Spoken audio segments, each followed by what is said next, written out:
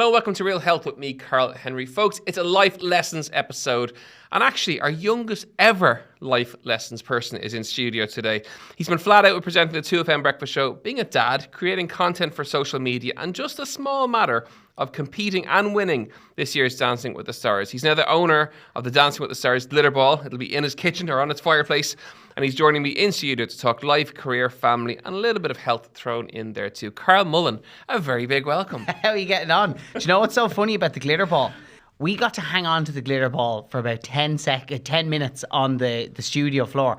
Then two hands appeared and whipped it off us, and I've never seen it since. Go on. Yeah, you do. I think I get to keep a little mini version, which has. I thought you like bring it in the door, kind of like a trophy, like the World Cup coming in the door. So did I. I was expecting I'd be like going around the place, like Jack Charlton, but no, I don't. I think I get a little mini version to keep. Well, you won anyway. Yeah, which was, it's so funny. It's a few weeks ago now, and it's still a crazy thing to process. I look back at the photos and you're kind of going, did that really happen? It's the whole Dancing with the Stars thing. It was the most intense process I've ever been part of. It was unbelievable fun and a properly once in a lifetime opportunity. But you're so in it at the time.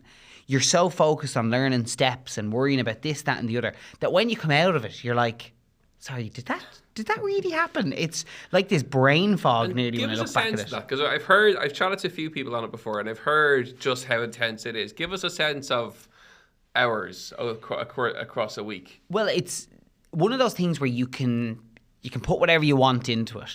But everyone gets very serious. Come on now. It's the most serious thing I've ever seen on telly. I was told at the start, look, you can put 4 hours in a day if you want, but you'll definitely put in more. And I was thinking, no, 4 hours a day will be loads. Cue a week later, and I'm doing.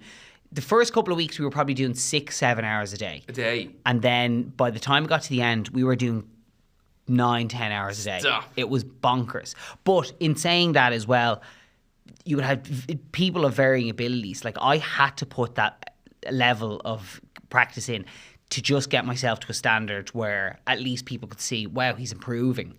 Because the further you go on, it's like the law of diminishing returns. Yeah. And I would have to put up more and more and more practice in to just even get a little bit better. But it was great fun, and it was an amazing thing to do. And you always knew, regardless, that at most it was 11 weeks. So I just thought to myself, it was great. I had a great support network at home, and everyone just said, throw yourself into this, give everything to it, and whatever happens, happens. And we ended up winning it, which was mad.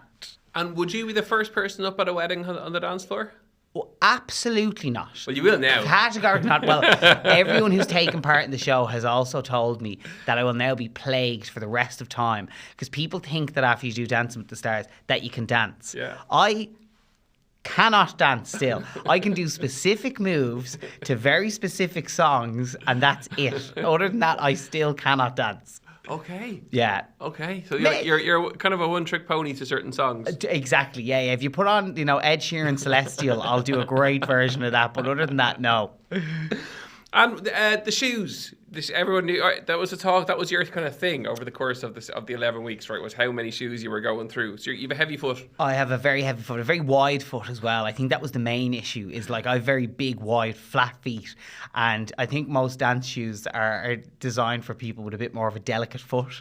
I'm the type of person who I probably when I'm walking along the street, drag my foot. When you have a really well-worn pair of shoes, I always have an area at the back of the sole that's really worn just by whatever way I walk. So I think that the shoes, I was very heavy on the shoes. What was the scariest part of it?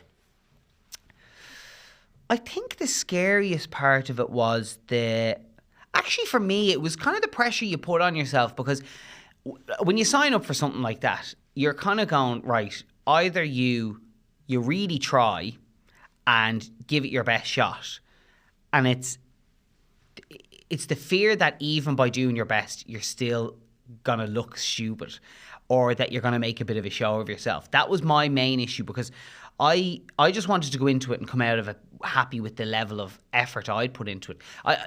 I would always kind of go into everything, where I've gotten much better at it over the years, maybe as I've gotten a bit older, but I do think when you compare yourself to other people, you're already losing. The only thing you can control is how hard you work.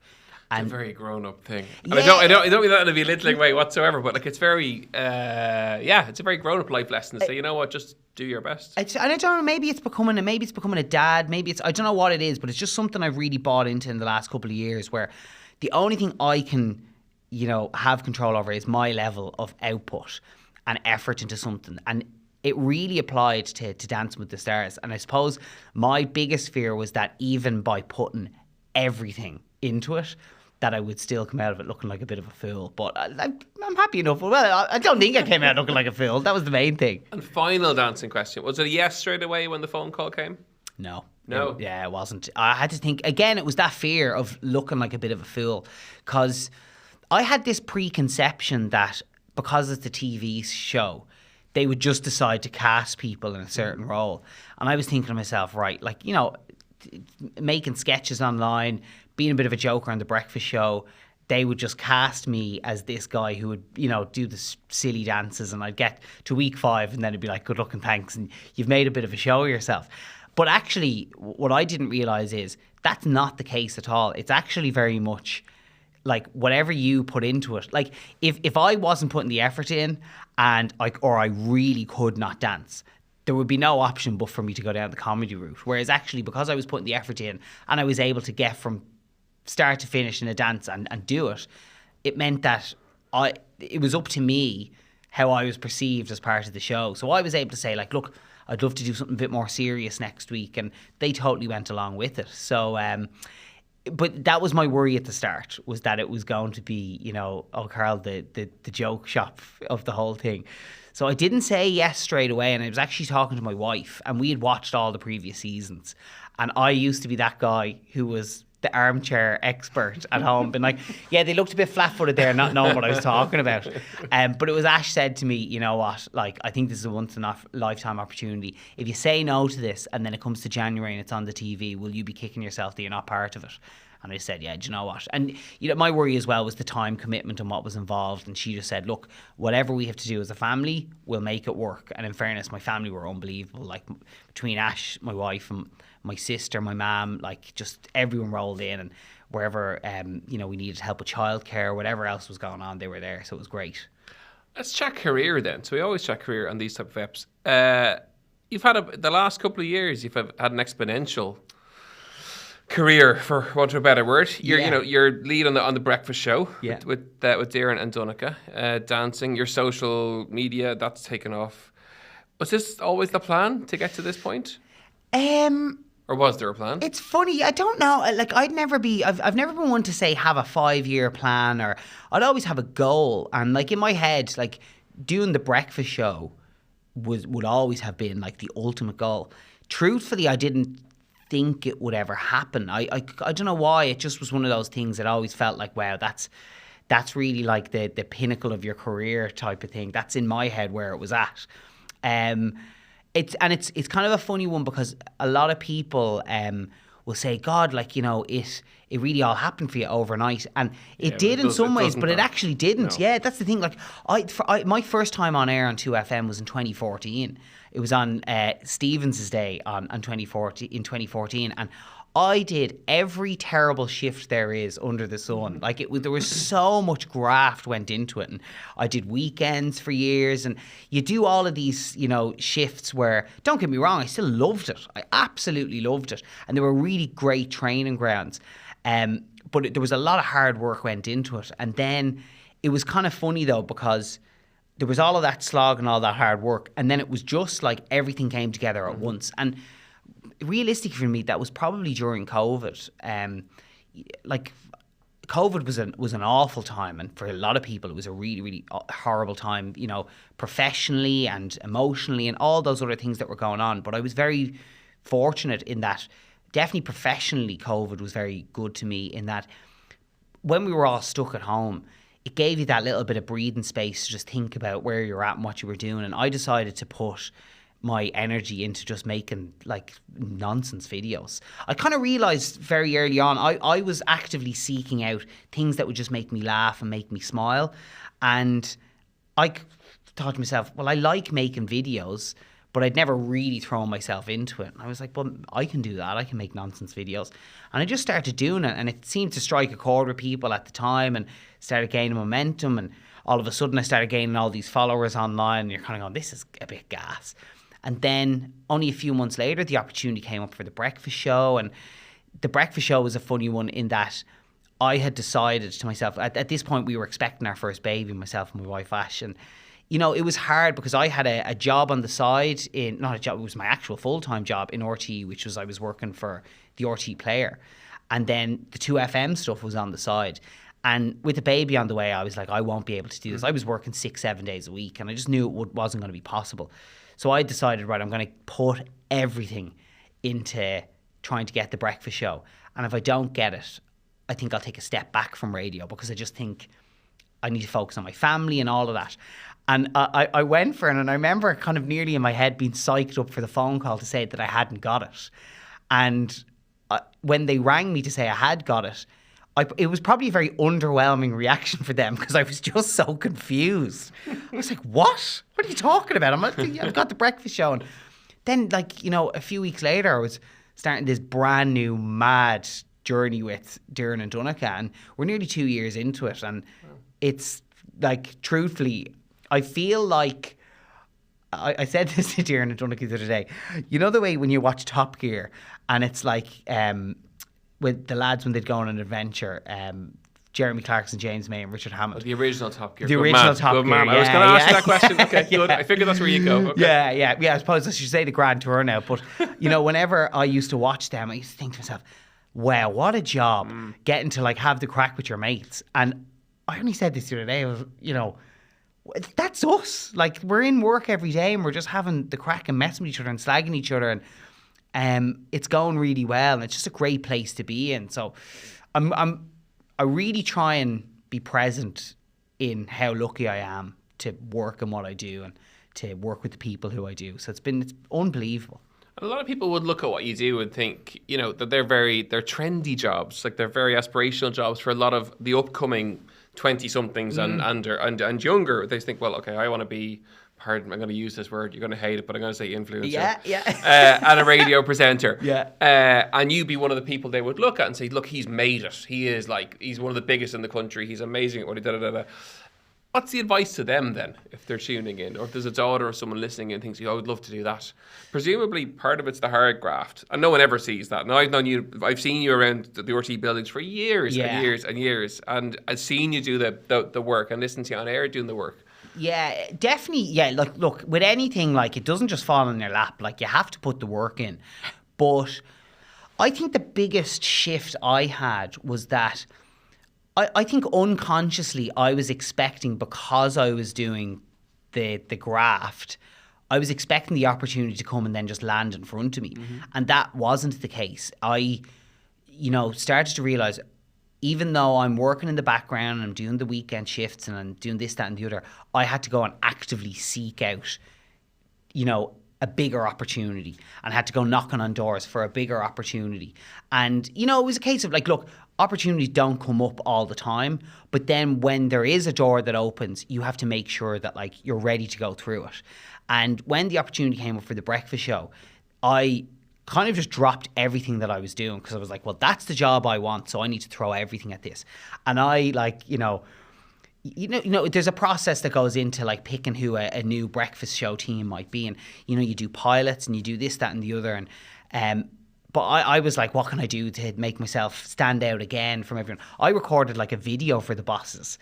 I did like a YouTube style video just to say, this is why I'm the right person for this job. And it was all for me about going, right, how do I just convince them that like I can think outside the box? How can I convince them that I have the talent to be able to do this, that I have the work ethic to be able to do this, to help myself stick out in front of everyone else? And I think for me, that'd be my main advice, would be, don't wait for the opportunity to come to you. You have to go looking for the opportunity, because we all do it in life as well. You see people and you're like, how did they get that job? I definitely would be more talented than them, or I'd be definitely more able.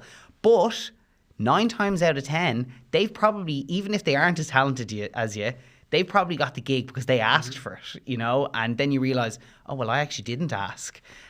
So I think that would be my advice, is to just back yourself and don't be embarrassed about sending the email. Don't be worried about, oh, I'm going to seem arrogant. Just go for it. It's a very Irish thing, that, isn't it? Oh, we completely talk ourselves down and think. I was worried that, like, you know, by setting up an Instagram page and started filming myself on a phone, people would think, look at him, he's real into himself. And then when I stopped caring, that's when things started to happen. Because, yeah, of course there's going to be people who don't like you. How do you handle that? Look, I'd be lying if I was to Do you say... accept it? We just recorded an episode on acceptance, so it's fresh in my mind. I would be lying if I was to say that there isn't times where it doesn't get in at you, you know? For the most part, like, whenever someone has a go at you or says something, you know, that's a bit mean or whatever it is, a lot of the time it's really on the ridiculous end of the scale. So actually they're the easier ones to take, because you're like, oh, that's just outrageous, like, whatever. People who just go off on an absolute tirade. And to be fair as well, I don't get a lot of it. You know, for every one negative comment, you get 100 positive ones. But you do. That's a lot when you have an account as big as yours. And you can really hone in on the one negative one. Yeah. The ones that probably get me most are the ones where about 2 weeks later you're like, there was a bit of truth in that, you know. And it's where you realise, you know, okay, like, maybe I'm, you know, whatever it might be. I also, probably the ones that get me the most are like people giving unsolicited advice on how you should live your life. You know, whether it's being a parent or whether it's, you know, whatever. And a lot of the time, people have the best interests at heart. It's just sometimes the approach can be very heavy-handed, and you're just like, all right. Like, I had someone go mad at me one time about a car seat that we were using, and it was a front-facing car seat. And they were like, that should be rear facing. And in fairness, it was one of those things where actually I knew that it was meant to be rearward facing, but I can't remember. We temporarily had to use this one and we couldn't put it rear facing. And I just was like, whoa, hang on a minute. Like, there's a reason why it's forward facing, but I'll go back to the rearward facing very soon, you know? And it's a passion. Do you love it? All the social stuff? Yeah, I do. I do enjoy it. It's funny, you can put a lot of pressure on yourself. The more, I definitely notice, like, the more your numbers start to go up, the more you start putting pressure on yourself to deliver and to come up with new ideas. And coming up with ideas, it's a funny one as well, because sometimes you have a period where you're going, oh my God, I have ideas coming out my ears. And when I'm having periods like that, I have to make a real effort, because you could be walking along and think of an idea and you go, oh, I must write that down, you forget it. Yep. Whereas if I have a period where, like, there's a lot of creativity flowing, I need to just get, like, my notes app out and just jot it down. And then you have periods where you just can't think of any ideas, or these, you know, weeks of self-doubt or whatever it might be, and you come up with an idea and you're like, oh, that's useless. And it kind of ebbs and flows. But the more successful, I suppose, my, like, social media accounts became, definitely the more pressure I was putting on myself. But actually dancing was a really good time to get myself out of that, because I, you know, would have very much traditionally been doing sketches and doing this, that and the other, and I love doing them, but I had always wanted to branch out, and I don't know, this is like, I don't know, it sounds a very serious word, but I wanted to diversify my content. Like, please don't get sick when you hear me saying that. But, you know, actually, you know, it's good to hear stuff like that, because it makes people realise there is a plan behind it. It's not just for the crack every day. There's, you know, it's, you look at it as a business, and that's how it should be looked at, particularly on your scale. Exactly. And, you know, the way for me is, like, with Instagram, for example, Instagram is great, and I love it as a platform, and I love it's a great outlet for my creativity, you know, and that's one of those things. It's, you know, you gotta scratch that itch, and I'm a creative person, and you know, if I wasn't making Instagram videos, I'd be doing something else creative. The good thing for me with Instagram is, yeah, you can make money through it, you know, but mostly it's a CV for me. Yep. You know, it's a way to showcase your talents, to showcase your personality. And look, at the end of the day as well, eventually there will be another platform that will come along, and probably, you know, Instagram might be forgotten about. Who knows? Like, there's always new platforms like TikTok, like, things move on. So it's all well and good, for me to go, oh, look, I have so many followers online. That's worth nothing if everyone moves off that platform. So you always got to be thinking about, like, okay, well, actually, what's my career path here? What's my career plan? Because, look, I'm at a stage now, it's different. I'm not just thinking about me. I'm thinking about, like, my family as well. So you gotta make sure you're not putting all the eggs in one basket, And does family life then make work-life balance a priority?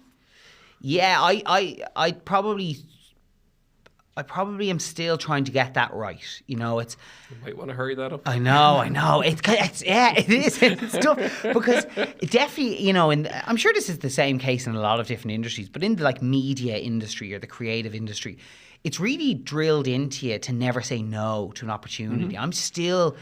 It's funny because actually we're talking about advice, that people give, and definitely at the start I would say do say yes to everything because there's so much to be learned. But you got to really watch. There comes a point then when actually the power of saying no becomes even more important than saying yes. And it's trying to catch that moment where it's the right time to start saying no to things. And I still struggle with saying no. And it's something I need to get better at. I keep thinking, oh, God, I'm letting them down. Or what if this is the big opportunity? What if this is the big moment? And actually, you realise over time, no, like opportunities come up all the time. And it's about just being in the right headspace to go for that opportunity at the time. So I think, I'm still in a bit of a place where an opportunity comes up. I'm like, oh, well, I have to go for this. But then it might mean that it's really tough in terms of the time commitment at home or whatever it might be. So I'm still working on getting the work-life balance right, definitely. How do you find being a dad? I absolutely love being a dad. It's madness, but it's been absolutely amazing. And I used to be the type of person who, when people would talk about having kids, I'd be like, oh, here we go. They're talking about their kids. And then I'm now that person. Yeah. I'm that person who has my phone, like, let's just look at the quick video of my baby here. And it's just the most fulfilling thing I've ever experienced. It's mad how it shifts your purpose. Everything now I do is for our little baby Davy. And even with your work, I want to do things to make him proud. Say even with Dancing with the Stars, I was always aware of doing it that, oh, he could come across these videos down the line on YouTube. Yeah, he will. And I'm sure he'll be mortified. But, I still want him to be able to look at them and go, geez, fair play to my dad for giving that a go and for having a crack at that, And you just want to do things that, like, will make them proud. And I absolutely love it. It's been incredible. We have another baby on the way as well. I was just going to go there. Yeah. Amazing. So, nervous? Nervous in terms of, like, I mean, Davey, our baby at the moment, he's like, what is he? See, the thing is, he's over a year and a half. He's between a year and a half and 2. But once they get past 18 months, you can't be going, oh, he's 20 months old. He's a year and a half. Nearly 2. Yeah, he's nearly 2. So, when the new baby arrives, he'll be just have hit 2. So I think we're in for a period of carnage. Anyone I know who has more than one child always gives me the same look, and you've just given it to me. And it's just this like, Yeah, you can't explain it till someone goes through it, Yeah. Chat to me about final kind of question or two. Chat to me about the future then. So where does that look? I think people will have got a very different insight into you, actually, which is why we like to do episodes like this. You get to meet someone who you have a perception of, and actually you realise there's a lot more behind them. The future. Yeah. How does that look? Bar busy, but how does that look? Yeah, What's the dream list then? You have the breakfast show. It's rocking. Yeah, I would love to keep doing the breakfast show for as long as I can. Really, I mean that's just with everything. They run their courses now. Hopefully, the course of the breakfast show is 20 years. You know what I mean? But it's one of those things where you got to keep performing. Mm-hmm. It's. Even in breakfast radio and in radio in general, it's performance based, and we got to keep performing, and it's going well. But we got to make sure that it keeps going well. We got to keep putting the work in to make sure it's going well. So I would definitely love to keep the breakfast show going because it's a real privilege to get to do something that you love as much as I love doing that. And I know it's the same with Darren and Donica.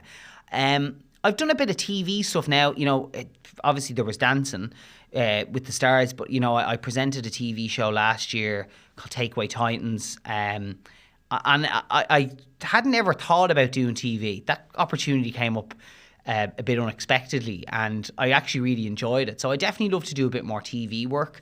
I'm, you know, in the kind of shorter term, you know, thinking about the future, I probably just need to get better at not doubting myself. Okay. Dancing was good in terms of that too, about learning to back myself. But, you know, when it comes to the future and thinking big or thinking about, oh, I'd love to do this job or I'd love to do that job, I would still be really bad at kind of talking myself down and being like, what are you, like, you know, you wouldn't be able for that. So I've gotten a lot better at like silencing that little critical brain in my head. So I think, look, I'd love to do some travel TV. I'd love to do, you know, I'd love to do some TV stuff at Dearn and Donegal. We did a prank show there at Christmas. I'd love to do more of that stuff. I'm not a real 5-year, 10-year plan type of person. I think I'm just going to try and go with the opportunities, go with the flows, try and ride the wave as best I can and see what happens. And I always think, like, as long as you're putting the work into whatever you're doing, opportunities present themselves. So I think that's where I'll just keep going in that sense.